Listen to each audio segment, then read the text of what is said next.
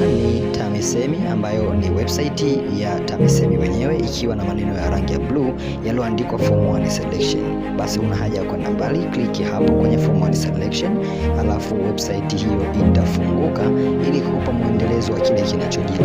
Ukiangalia ndani ya mwendelezo utaona ameandika selection MYS na ndani yake wamekuwekea kijumba ambacho kina maneno yafuatayo. Moja ni username, lakini nyingine ni kwa ajili ya password.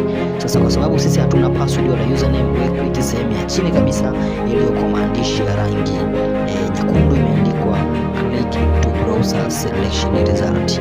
Bonyeza hapo ili upate kuona matokeo ya watu wote.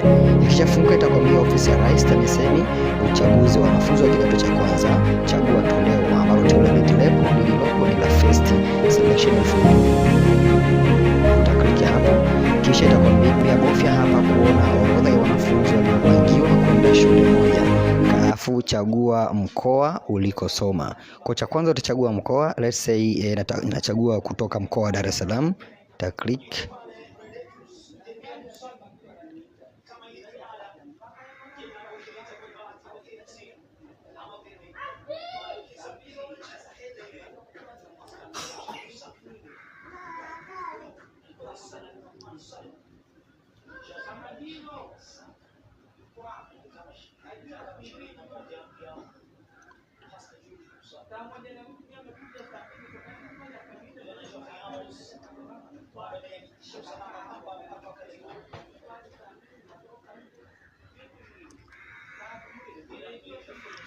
Nikisha chagua mkoa wa Dar es Salaam, kisha itanambia chagua halmashauri. Nitachagua halmashauri ya Kigamboni.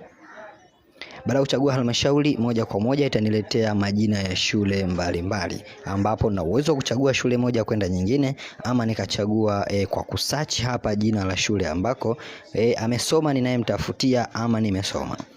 Kwa hiyo nikisha gusa sehemu ya shule, basi moja kwa moja itaniletea orodha ya majina ya wanafunzi waliotoka katika shule hiyo, na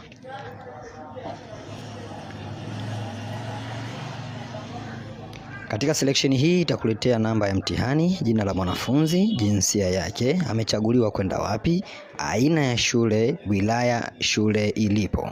Kwa katika machaguzi yote hayo unakuwa umeshaweza kujua mwanao amepangiwa kwenda shule gani na ataenda katika wilaya gani. Kwa hiyo ukishaipata jina la shule, unaweza ukabofya jina la shule na ukapata kudownload join instruction ya shule husika.